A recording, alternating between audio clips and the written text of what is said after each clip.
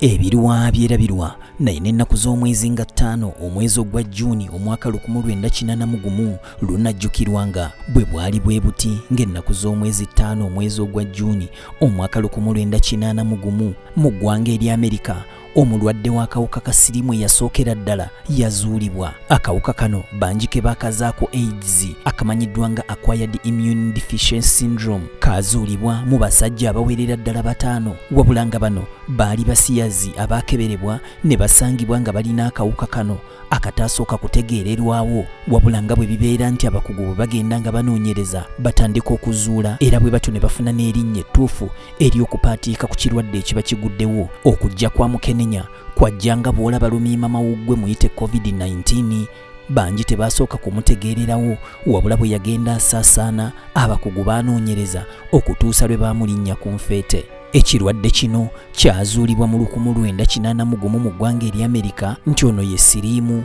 lumiima musaayi, anti ng'akunywa wenna n'okogga n'okirako oluti eŋŋumbagumba ne zikudda kungulu. Ng'ekituufu kiri nti siriimu ofa olaba anti mu kuggwerera obeera ng'omusubbaawa guggwerera mpola paka lwe guzikira n'omuntu nno omulwadde wa siriimu bw'atyo nga bw'ali paka omukka lwe guggwamu. Mu biseera ebyo kino kyazuulibwa nti siriimu bwe bulwadde obwali bukyasinza okuvaako okufa kw'abantu naddala abaana abato abaazaalibwanga n'akawuka kano anti nga bw'azaalibwa nako okulama kwali nga kutono olw'ensonga nti n'abasawo baali tebamanyi kigenda mu maaso. Era kano ne kateekebwa mu kifo kya 15 ku bintu ebikyasinza okuviirako abantu okufa mu ggwanga erya Amerika mu mwaka gwa 1988. Ekirwadde kino oluvannyuma lw'okuzuulibwa mu ggwanga lino erya Amerika mwana wattu kyagenda kisaasaana mpola mpola yogayoga nga ne mu ggwanga Uganda namwo kituuse. Era we twatuukira mu mwaka gwa 1985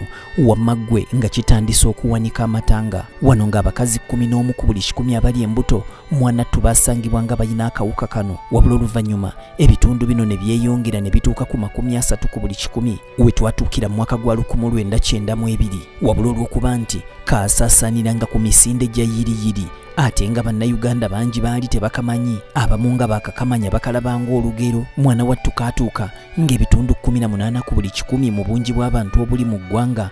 nga balina akawuka kano. Wano abasajja n'abakazi abali emmere eyokya ne bafumba obwongo bwabwe ne bujja ne babukozesa baatandika okwenogera ensimbi anti abakkiririzanga mu nnono n'obuwangwa balowoozanga nti ddogo abamu nti oba olyawo bajjajja banyiivu kale nno ng'olutuuka ew'omusawo omuganga akutuma ente n'akutuma enkoko n'akutuma ensimbi enkalu gye biggwera ng'omulwadde waafudde ng'akakutema nti bajjajja bagaanye okumusonyiwa era tebwalwa. Essembabula eyo mu bitundu by'e Rutunku waliyo omukyali yamanyibwanga Nannyonga oyo naye ng'atunda ettaka lye yagambanga nti lino ttaka lya mukisa hole soiro nti bw'ali kuguza n'oligenda n'oliyenga n'olinywa n'okwesiigako n'osiigako ku mubiri mwana wattu ogenda kuwona ekirwadde kino. Wano bangi beekuluumulula paka Ssembabule abasobola baatambuzanga ebigere abalina obugaali busse wajjuba nabo ne babugolomola so nga n'abaalina emmotoka nabo baazivuga okugenda okulaba nga bataasa obulamu